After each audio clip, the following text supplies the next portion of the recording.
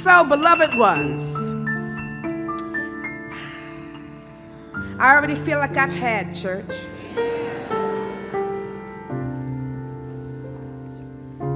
But I just want to acknowledge my colleague who is here. And I don't know if there's also another Unity minister, but I first want to acknowledge Reverend Paulette Pipe, who was with us from Unity.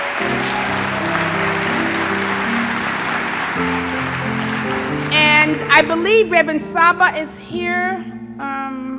Okay. Unity minister from New York. Came all the way down from New York City to join us for our Stand Up for Humanity. We also had some, and I forgot to acknowledge them Friday, but Unity ministers came down from Richmond, and we had some come from Pennsylvania to be with us as well. So I thank you for your consciousness and for the work that you're doing to bring forth love and light. And we'll have an opportunity to experience Reverend Paulette a little later, and I'll tell you about her. But, well, maybe I'll tell you now. She's really a gifted teacher of meditation, a gifted teacher of learning, teaching us mindfulness, how to be still. She has a wonderful radio program on Unity Online Radio called Touching the Stillness. And so we'll have an opportunity to experience that in a few moments. So,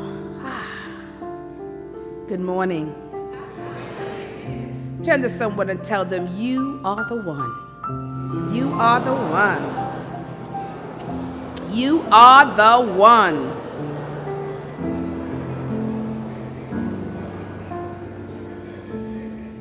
That's how we opened up our service on Friday, using Gandhi's quote that says, we are the ones we've been waiting for.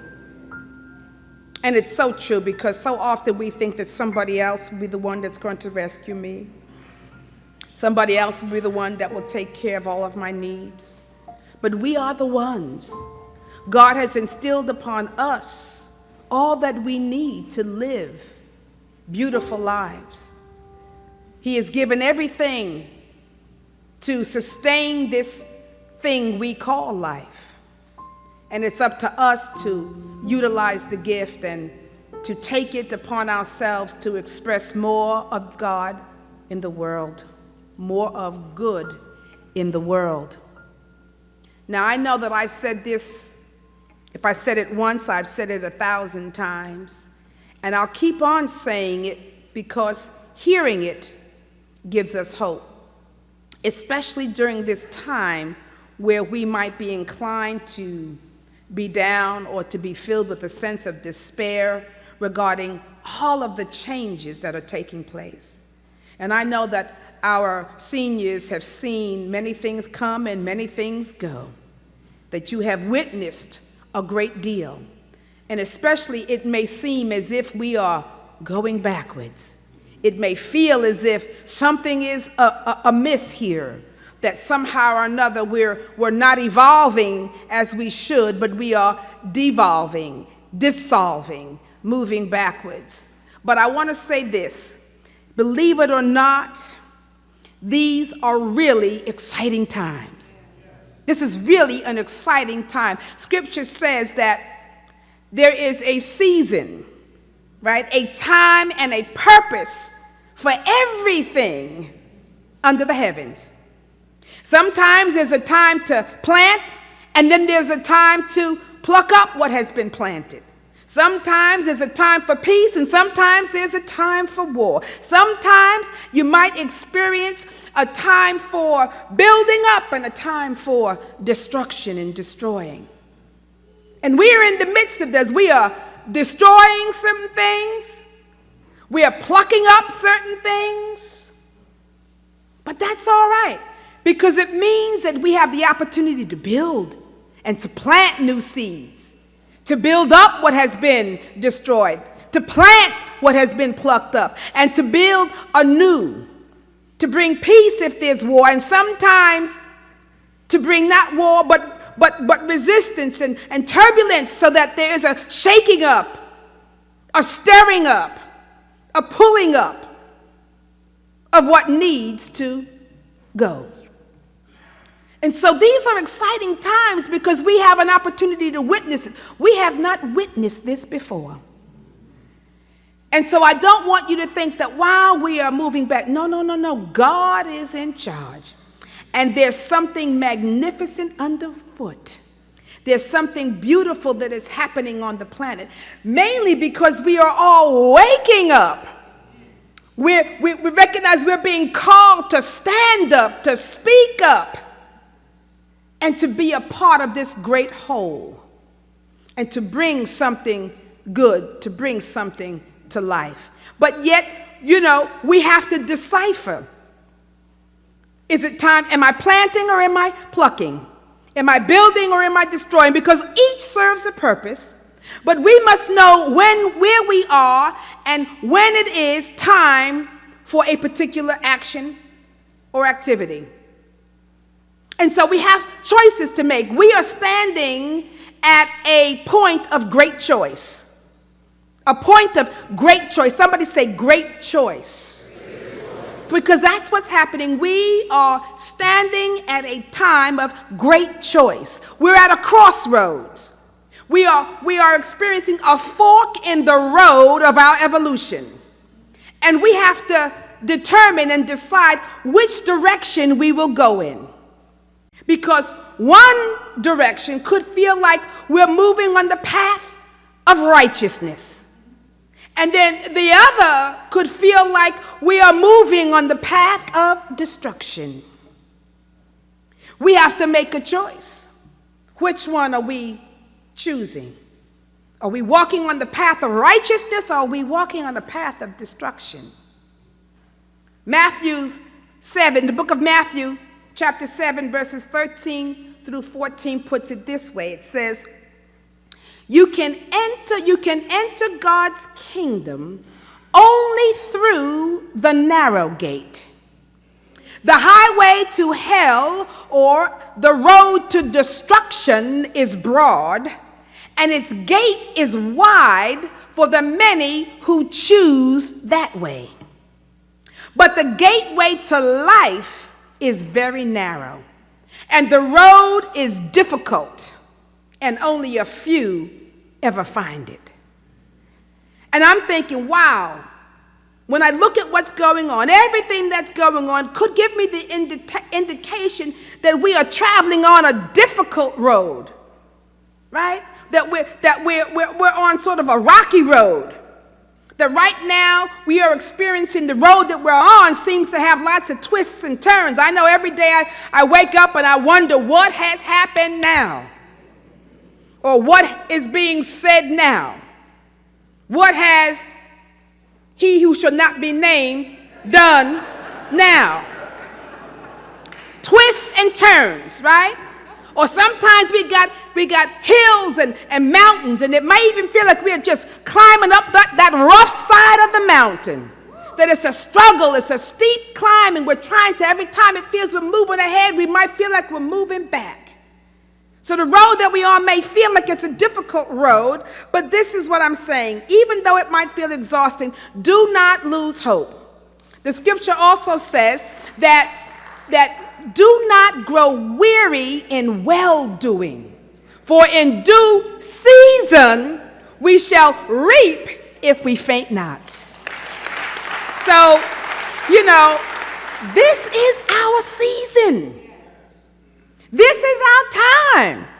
And so don't get discouraged by the steepness of the hill, or if it's a rocky road, or if it's difficult, because it says right here that the gateway to life, which means the gateway to that which is good, that which is everlasting, that which is speaks to the high principles and spirituals of God and of life, that gate is very narrow. And the road is difficult. And only a few find it. We're going to find it. We are called to find it. I believe we have found it. And we're willing to walk that road, that narrow path, Because the other road, which is so broad, it's easy perhaps to walk that road that many people choose, the road to seemingly a good life. It could be, the road to power over instead of power with, or the road to making sure that I get mine, and I'm not too concerned about you, how you're going to get yours, but I got mine. And as a matter of fact, I'm going to get mine and yours too. Because why not? It's available. See, that's that broad road. It's not easy to say, well, you know what, I'm going to have compassion for my fellow man. I'm going to share what I have. I'm going to make sure that the one becomes many, that we are together, that we are apart. See, that way, it's a narrow choice that we have to make. But so I'm thinking that when we are on this difficult road or this rocky road, we should take heart in the knowledge that we're on the right road. Doesn't matter if it's rocky, you're on the right road. You're on that path of righteousness, right? That path of that narrow path, but the path that leads to life. The path that leads to the fulfillment and the goodness of your experience here on this planet. So that knowledge should give us hope, especially since we are the ones who are choosing the more excellent way. God didn't say it was going to be the easy way. But we're choosing what? The more excellent way. No matter what, if it's difficult or not, because with the grace of God, we can do all things. We can move up that mountain. And as we do, eventually, we're going to enter into the kingdom of God or the kingdom of good or the blessings because we have chosen the righteous path, we've made a right choice. And spiritually and metaphysically, righteousness simply means right useness, right use of. So when you're making walking a righteous path or making a right choice or a righteous choice, you are using what? The right use of what? Spiritual principles, spiritual laws, which will yield you the right manifestation for whatever particular situation and circumstance you're in. So maybe the spiritual principle is calling for forgiveness. Maybe it's calling for generosity. Maybe it's calling for you to be still and know that I am God. Whatever it is, there is a spiritual principle and truth that you can use rightly to cause your life to make its adjustments. When you can't see around the bend of what's happening and you have fear, you might have to use rightly your faith. So that's the path of righteousness. Not that things are going to always just unfold easily and peacefully, but that you know what to do. You have spiritual tools. You are being guided from within and on high. And so when you are connected in that fashion, you will make that right choice because, see, we always have a choice to make. In everything and anything that we do, we have a choice to make, always, whether it's going to be a choice to take the high road or the low road. We have a choice to make whether we're going to take that broad highway that many people travel upon, or are we going to take the narrow and straight path? Will we take the easy street or the rocky road? And sometimes the choice is more than just an either or, because it feels like you got the right road or the wrong road, or right or left. But sometimes, especially in this day and age, we have a plethora of choices. That's what's wrong with young people now. They have so many choices. That sometimes we have so many choices that we don't know what choice to make for ourselves. And we experience a sense of confusion or maybe even get paralyzed because there are too many choices. And we're not in tune and we don't know which one we should do. So we just refuse to make any choice. But you know what happens? Refusing to make a choice is making a choice. Right? It is making a choice. And if that's the case, then why would you refuse to make a choice, then leaving things up in the air and simply hoping that they're going to fall right into your lap or things are going to turn out right? Because as truth students, as metaphysicians, we know that there is power in making conscious choice. That when you bring your consciousness or your awareness into a situation, right, chances are you'll make a higher choice. chances are you'll make that wise choice that will seemingly be right for you and right for the highest good of all concerned when we bring conscious awareness into our actions, into our choices. Because with conscious choice, what that happens, when you bring conscious choice, then everything that you do, there's an energy, there's a creativity to your thoughts. When you take time to be conscious about what you're doing and what you're thinking and what you're feeling, being aware of it, right? Not walking around like an automaton robot, just not knowing what's going on. But when you bring conscious awareness to your thoughts and you bring the creative energy around that, then the substance of God fills that thought, surrounds that thought, and then it begins to manifest. It has an opportunity to manifest into reality in a way that you want as opposed to something that you don't want. So we have to be deliberate in our choices. We've got to bring conscious forethought and not just, fall into reactionary responses or actions. We are calling for people to take a stand, to stand up. That has to be a conscious effort. Because it's very easy to say, oh yeah, I bless them, everything's good. Right? And this is what's happening with me with the situation with Puerto Rico, because it keeps on my heart. I keep praying for them, but I know we need to do something for them.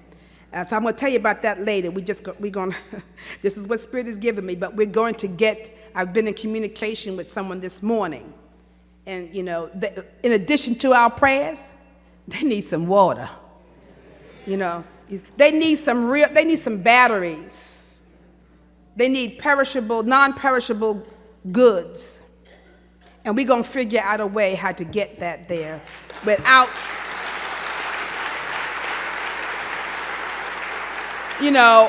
the big machine. I know that the Red Cross, all that, but it's not happening enough for people. And so we're going to be trying to contact Unity of Puerto Rico, and get in touch so that I know that there'll be some boots on the ground.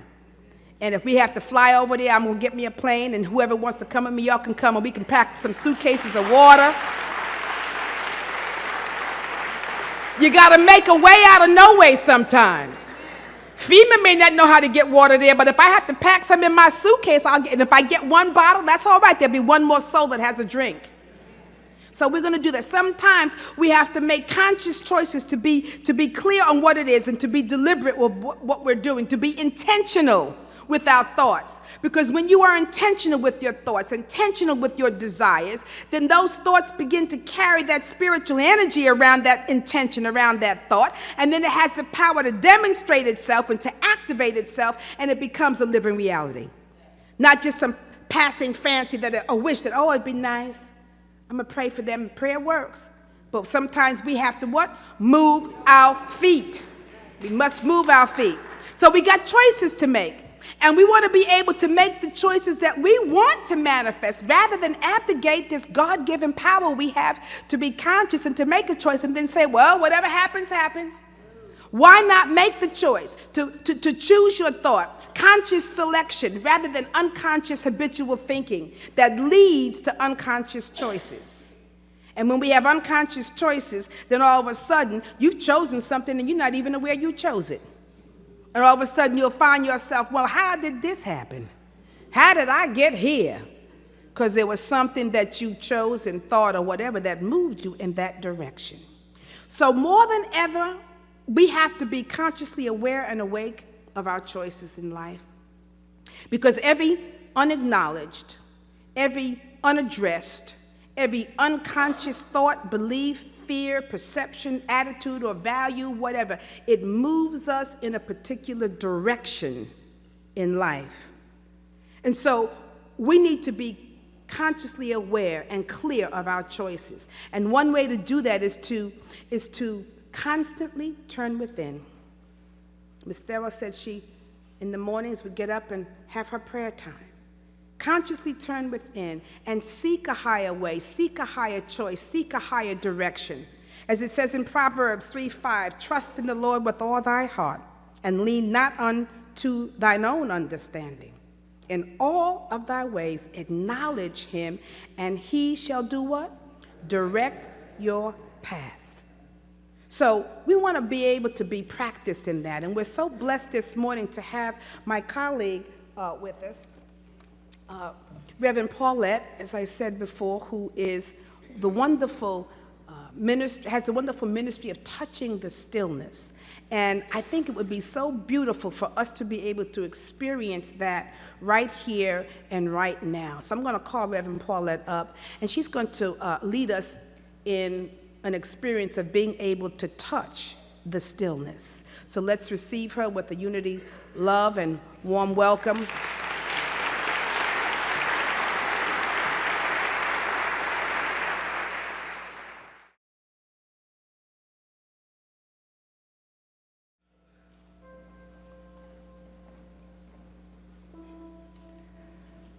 Good morning.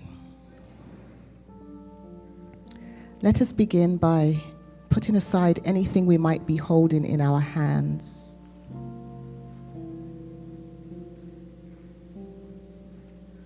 And then adjust your position in your seat so that you're sitting upright, still relaxed, but in this way the chest is open so we can take in the whole and entire breath.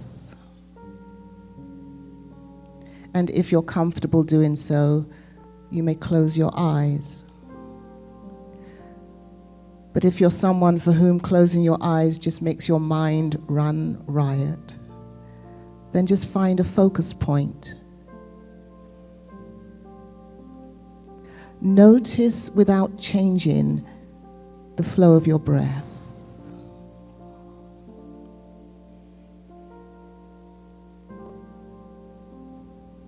This is a natural occurrence. We don't have to choose to breathe.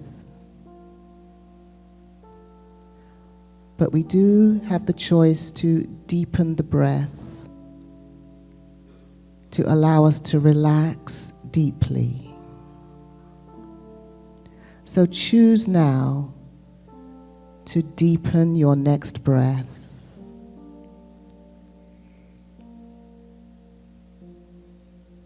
Without exertion, without effort.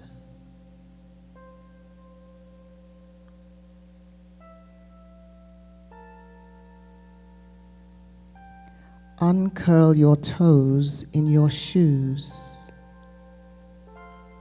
and feel your feet relax as they make contact with the ground.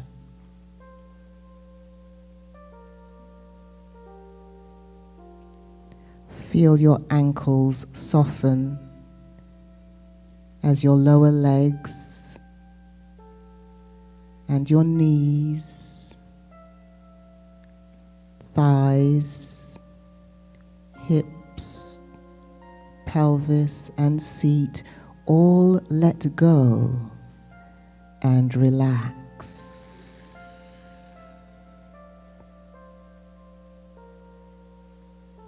And receiving this signal of relaxation, the entire torso softens too. Every vertebrae in our back. So we're still upright, but just softened some more, relaxed some more. And then the tummy lets go. The solar plexus unclenches. The chest softens, and our shoulders glide down from around our ears. The arms follow suit and relax all the way down to the elbows, through the lower arms to the wrists, hands, and out through our fingertips. And as we take our next breath,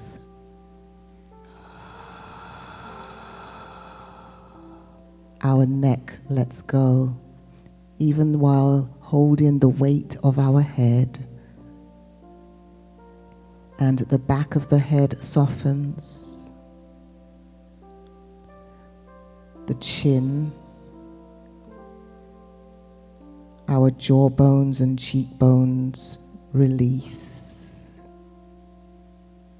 And we help that along by just opening our mouth wide one time to unclench our jaw.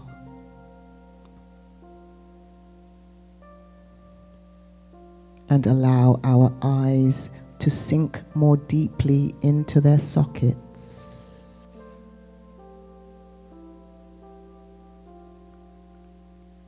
And then we unfurrow our brow. And the crown of the head then softens too. Breathe deeply. Relax and let go of any other place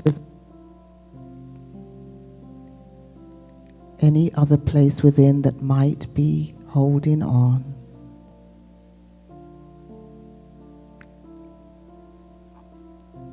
Breathe and let go.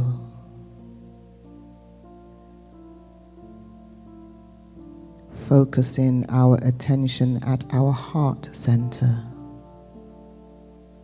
Moving inwardly to the secret place of the Most High that is within us. Spirit works in stillness.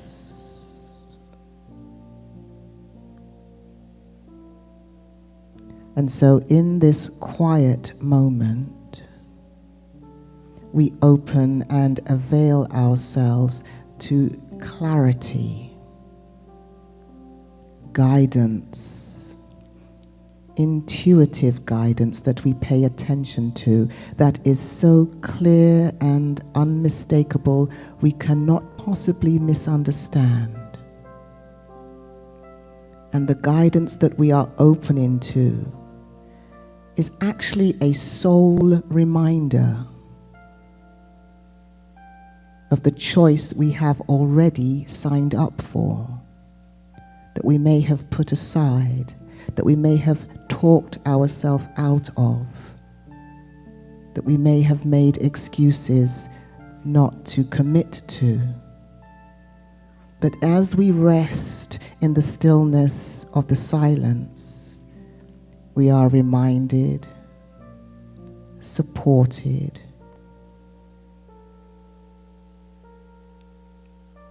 and our fear subsides and is transmuted into faith.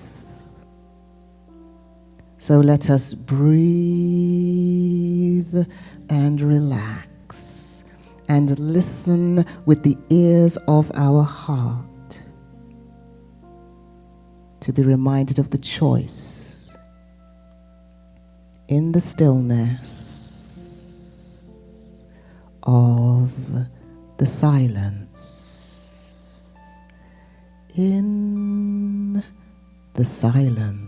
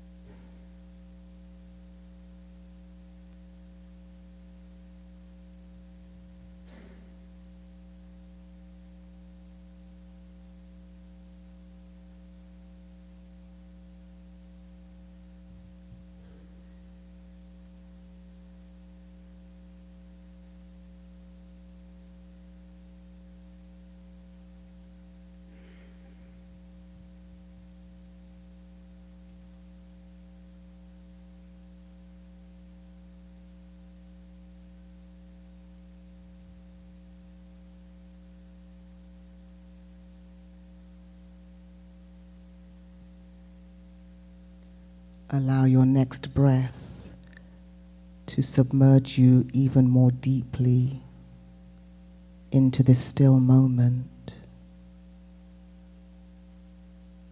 where you remember you are already equipped. You have every resource necessary. You are stronger than your fears. The light within illumines the path that is yours to take. You are good enough, just as you are. You have a contribution to make that is yours. Yours alone in your own unique way. And as we rest again in the silence, you choose in favor of your commitment of how to stand for all humanity. Listen. Listen in the silence.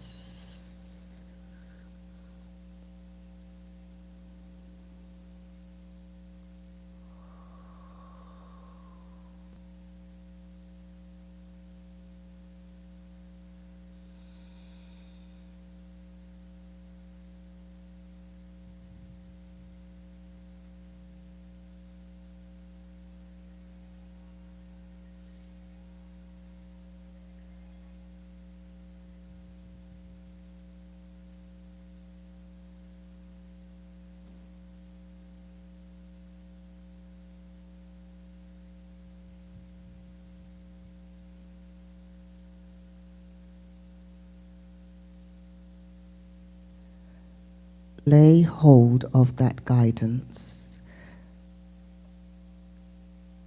Let it seed and harvest within you, within the very cells of your being. Bring it back in consciousness now,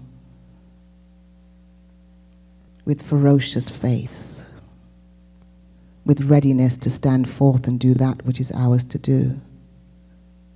And so we gently bring our attention back to this time and place, aware again of the sounds around us, the air as it touches our skin, the sensations we are experiencing in our body. Become aware again of your breath, of your strength, of your spiritual capacity, your spiritual stature that propels you and I forward to do that which is ours to do. As we recommit and rededicate ourselves to the pledge of our soul that was made before we were even conceived. And we surrender to the harmonizing, equalizing, liberating power of spirit within that does the work. And we are grateful. We are grateful as these words and our intention go forth now and accomplish the intention of our heart. Word, I am word in this intention, and so let it be as I believe, and beyond my belief. Amen, amen, amen.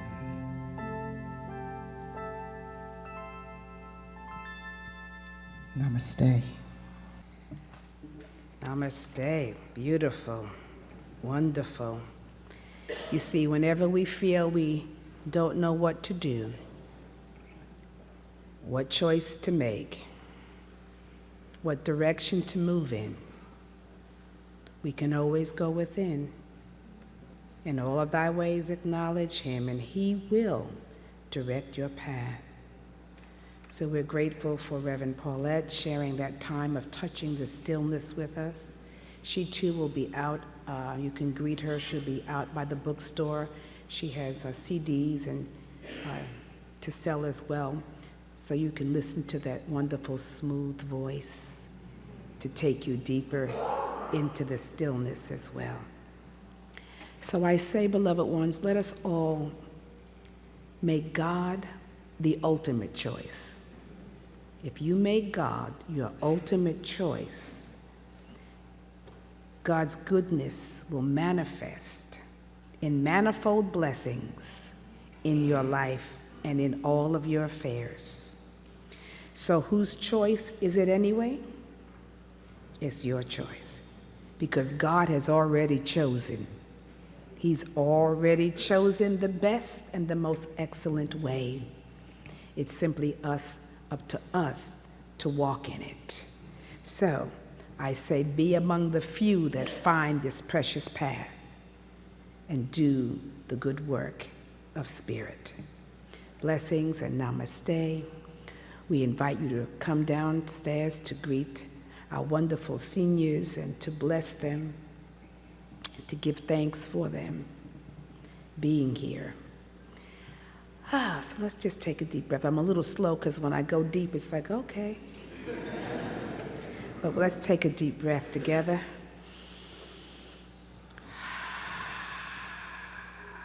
And so it is. Amen and amen.